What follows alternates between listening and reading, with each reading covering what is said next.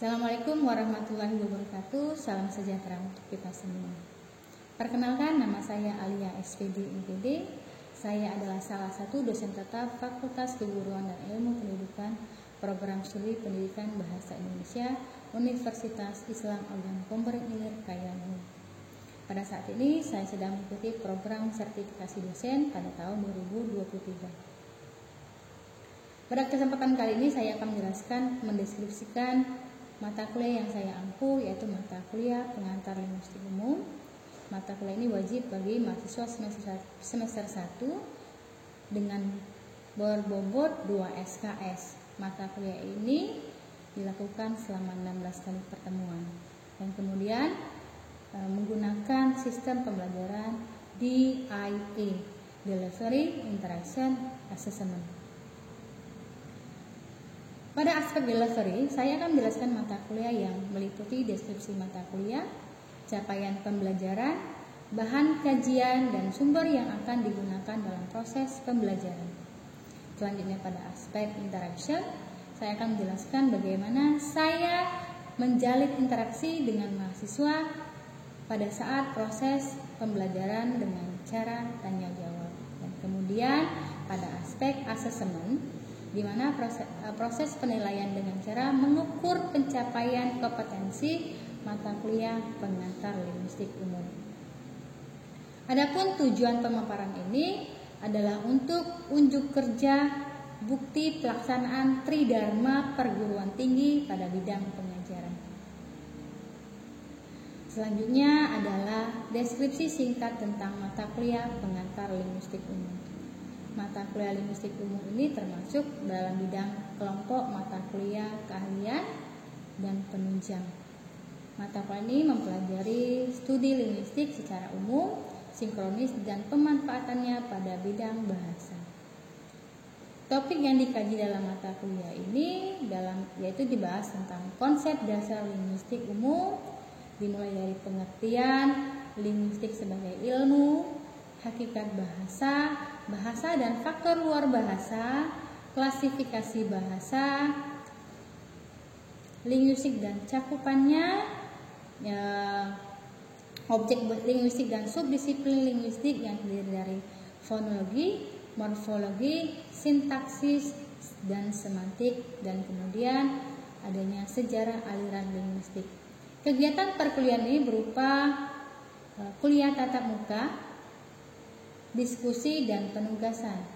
Penilaian akhir dilakukan melalui pemberian tugas tes tengah semester, dan tes akhir semester.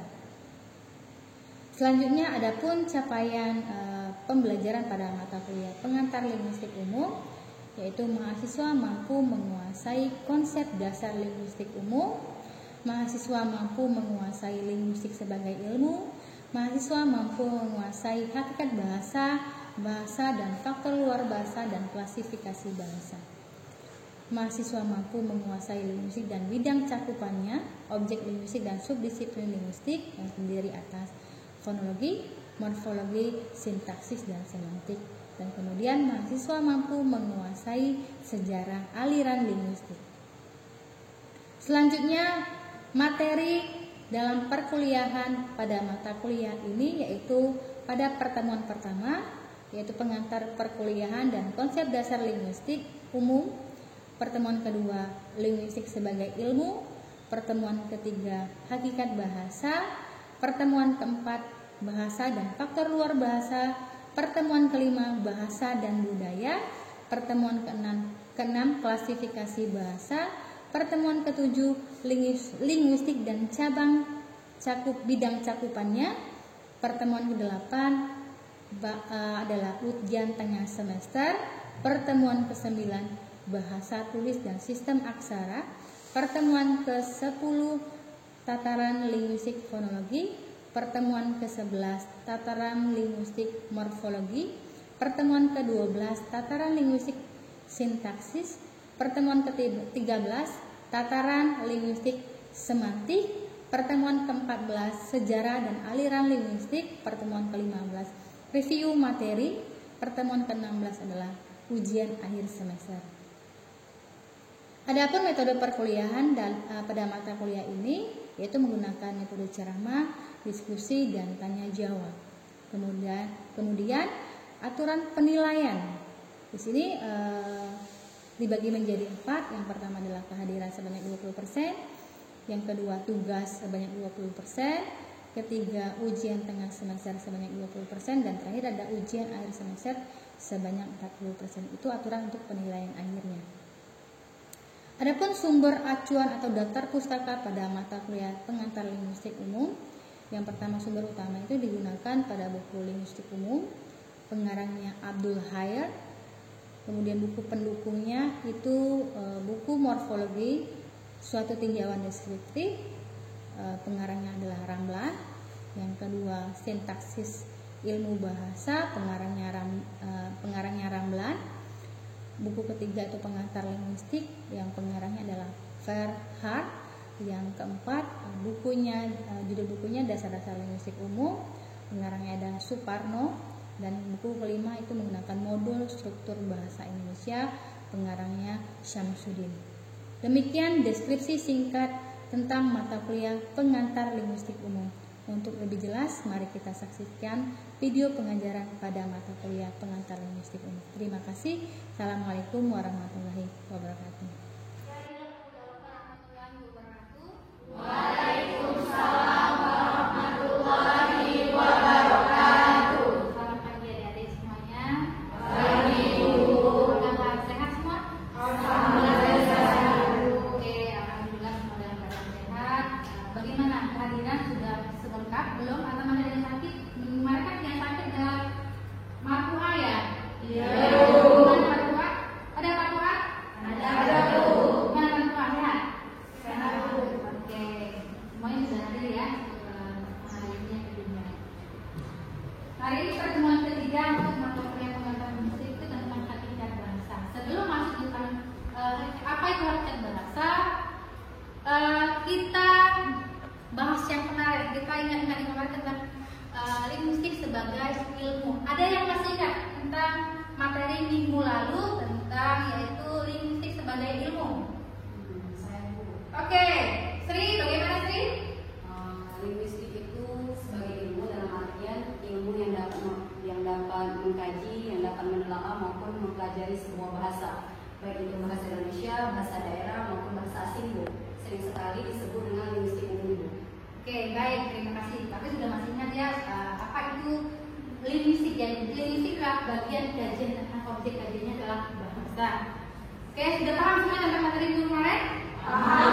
Oke, kita lanjutkan pertemuan hari ini tentang materinya hakikat bahasa. Ya, apa itu bahasa? Kemarin sudah kita bahas tentang bahasa linguistik adalah objek kajian adalah bahasa. Nah, yang kamu ketahui apa itu bahasa? Sebelum kita kembali ke bahasa, adapun tujuan pembelajaran hari ini yaitu tentang hakikat bahasa. Mahasiswa dapat memahami dan menjelaskan tentang hakikat bahasa ya. Oke. Berikutnya apa tadi ya? Apa itu bahasa? Jadi bahasa itu adalah alat komunikasi yang digunakan manusia untuk berkomunikasi satu sama lain ya. Itu adalah bahasa. Nah, di sini ada menurut para ahli juga tentang bahasa ya. Itu menurut Tridiaksana pada tahun 85 dan Dr. Tucono pada tahun 1982 menyatakan bahwa bahasa adalah sistem lambang bumi Ardirta ya, yang digunakan oleh para anggota kelompok sosial untuk bekerja sama, berkomunikasi dan mengidentifikasi bahasa. Dari beberapa ahli itu mengatakan bahwa bahasa itu adalah sistem lambang bunyi digunakan oleh anggota kelompok sosial dan mendefinisikan diri sebagai orang yang berkomunikasi. Dan itu dalam menurut Khair dan tahun 2007. Ya, bisa dipahami di sini apa itu bahasa dan menurut para ahlinya. Oke. Adapun ciri-ciri dan sifat yang hakiki dari suatu bahasa dan sifat bahasa itu antara lain dan mempunyai beberapa ya. Adapun asal usul tentang bahasa ya. Sejak tahun ratusan tahun lalu, masyarakat linguistik Prancis pada tahun 1866 sempat melarang adanya diskusi tentang asal-usul bahasa. Paham ya tentang bahasa itu apa tadi ya?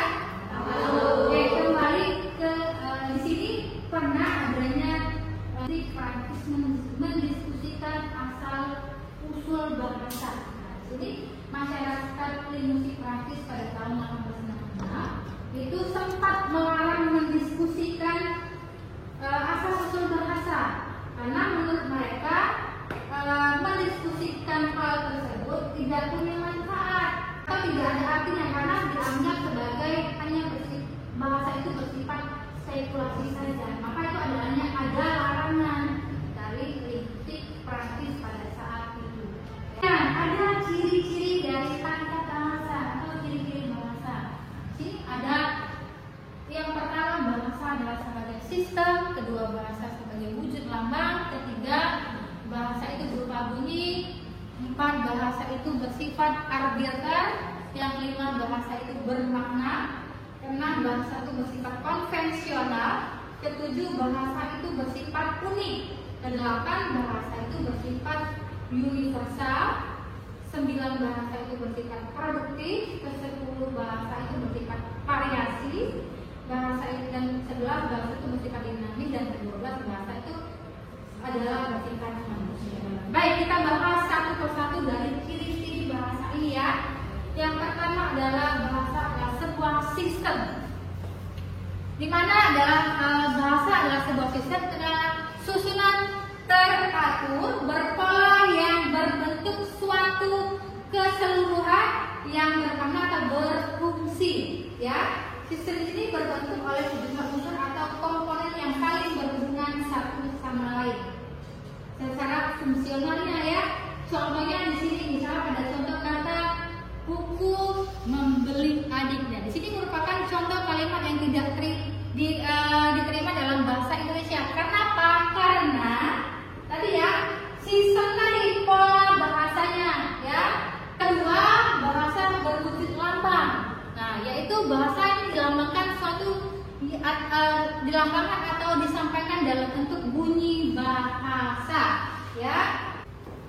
Bahasa itu dilambangkan atau disampaikan dalam bentuk bunyi. Contohnya A sampai Z alfabet itu kan bunyi-bunyi bahasa berbentuk A dan bentuk kanan ya. Oke, berikutnya bahasa berupa bunyi. Bedanya bahasa berupa bunyi yang di sini adalah suatu bunyi yang dihasilkan oleh alat ucap manusia, yang dikatakan bahwa hasil yang diucapkan oleh manusia dalam fonetik ya, yang itu dalam fon ya, dan dalam itu fonemik dalam fonem ya. Dan spesifik bunyi itu bermakna yang dihasilkan ya, bunyi yang dari alat ucap manusia yang dihasilkan mempunyai makna. Nah di sini bedanya tuh antara bunyi besi, bunyi batuk itu beda. Itu bukan dikatakan bunyi bahasa. Yang dikatakan bunyi bahasa bunyi itu yang dihasilkan oleh alat ucap manusia. Bahasa itu ada arbiter. Dia itu tidak adanya hubungan wajib. Dikatakan bahwa tidak adanya hubungan wajib antara lambang bahasa yang berwujud bunyi dengan konsep atau pengertian yang disebut dengan lambang tersebut. Itu bermakna. Jadi bahasa itu bermakna adalah suatu sistem lambang yang berwujud bunyi, atau bunyi zat. Apakah dilambangkan bunyi tersebut dilambangkan merupakan suatu pengertian konsep, ide atau gagasan. Oleh karena itu lambang itu mengacu pada satu pengertiannya. Untuk bunyi itu tidak bermakna dan disampaikan dalam bahasa ataupun tidak disebut sebagai bahasa. Kemudian bahasa itu konvensional. Apa itu bahasa konvensional? Jadi di sini bahasa konvensional adalah kesepakatan atau perjanjian bahasa yang konvensional. Artinya penggunaan lambang bunyi untuk suatu konsep tertentu yang berdasarkan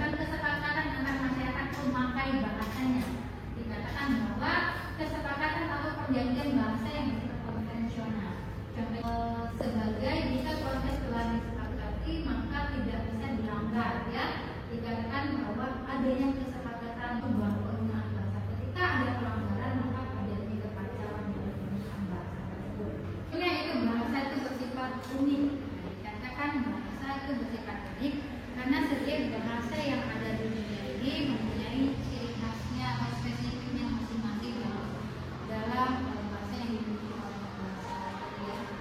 Misalnya contohnya kata dan kalimat, di mana dalam bahasa Indonesia itu sangat menentukan di mana kata yang akan diterangkan dalam susunan kata ya.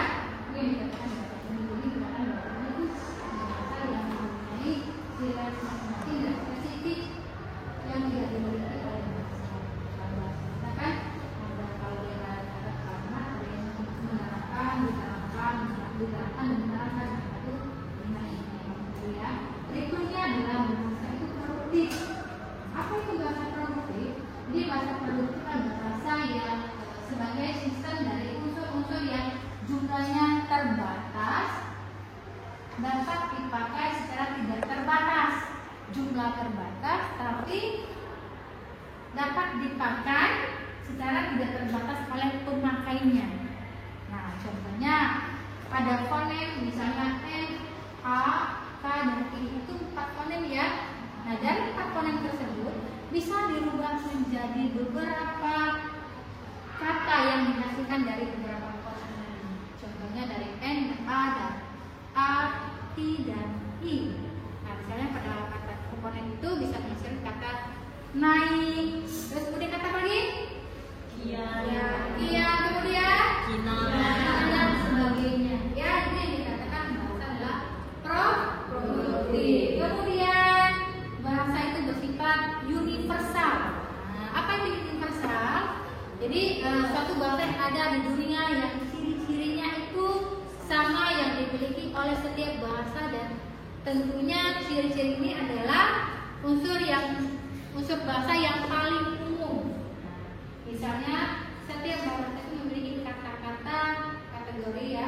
Misalnya setiap bahasa memiliki kata-kata yang berkategori ada nominanya, ada verba, adjektiva, dan adverbial. Di sini setiap bahasa itu memiliki unsur vokal dan unsur konsonan. Itu dikatakan bahasa itu bersifat universal. Kemudian bahasa itu variasi. Nah, bagaimana dikatakan bahasa itu variasi?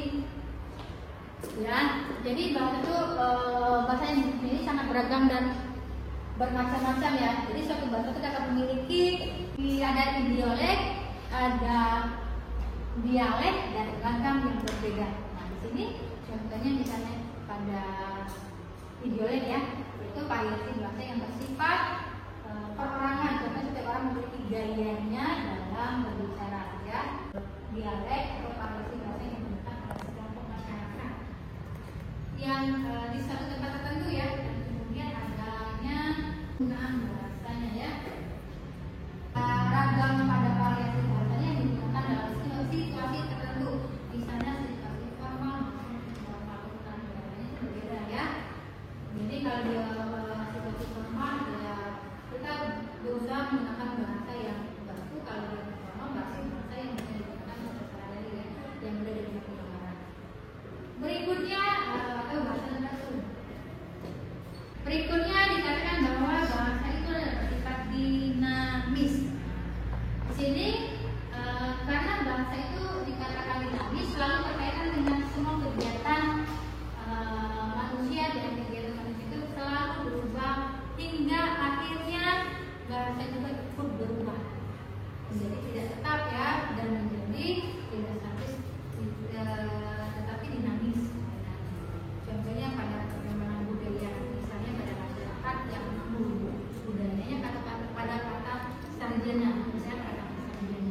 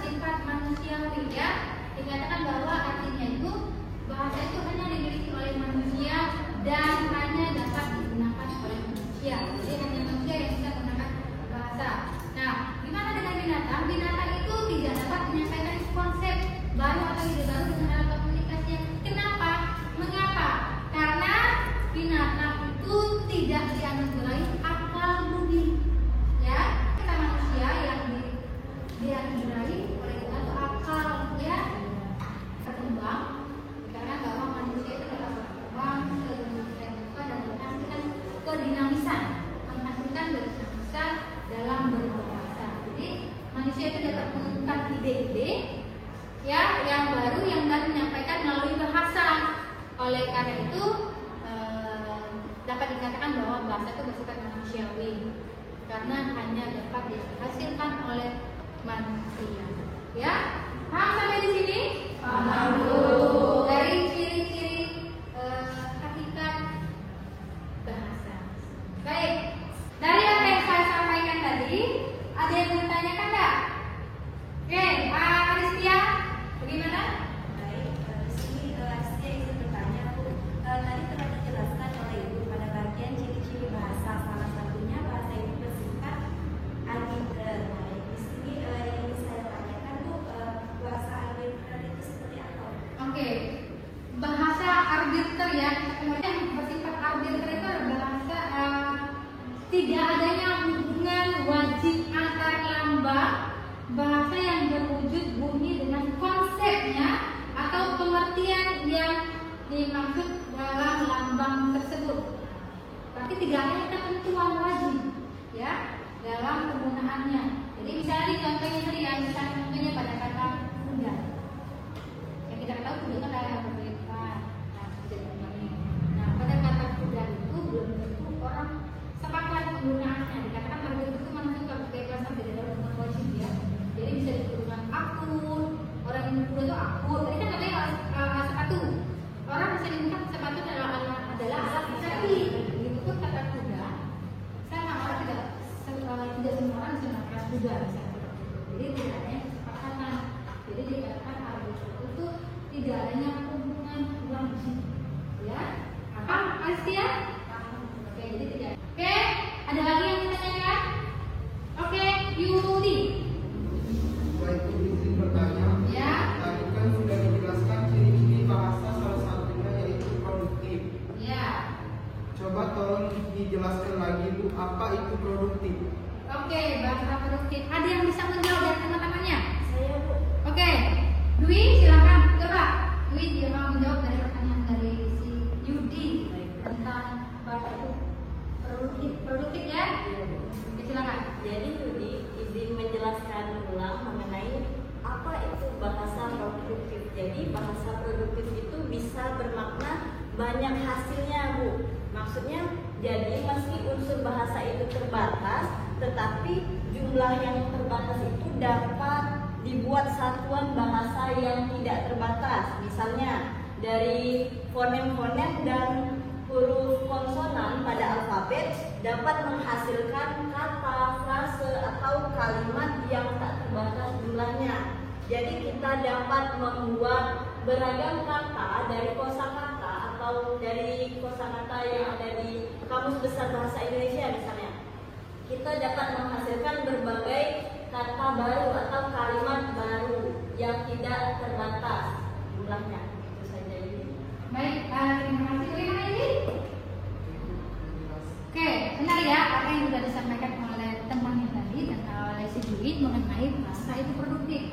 Jadi dikatakan bahwa bahasa itu produktif adalah sebagai unsur yang jumlahnya terbatas, tapi pemakaiannya itu tidak terbatas ya. Bisa memperoleh beberapa dalam beberapa fonem bisa menghasilkan beberapa kata ya. Seperti tadi kata-kata misalnya NAKI fonemnya apa fonem menunjukkan beberapa kata yang menunjukkan itu dikatakan produktif, ada hasil dari beberapa fonem tadi itu ya, dikatakan itu ya. Bagaimana ini paham ya? Bagaimana yang lain? Paham. Baik, terima kasih atas pertanyaannya tadi. Kemudian itu untuk latihannya. Nah, ini lihat ya, ini ada contoh latihannya. Silakan kerjakan apa yang kalian pahami dari apa yang saya sampaikan tadi. Silakan dikerjakan. Ini soalnya ya, paham dari soal ini? Paham. Oke, kerjakan dalam waktu 15 menit. Baik, Oke, silakan ya.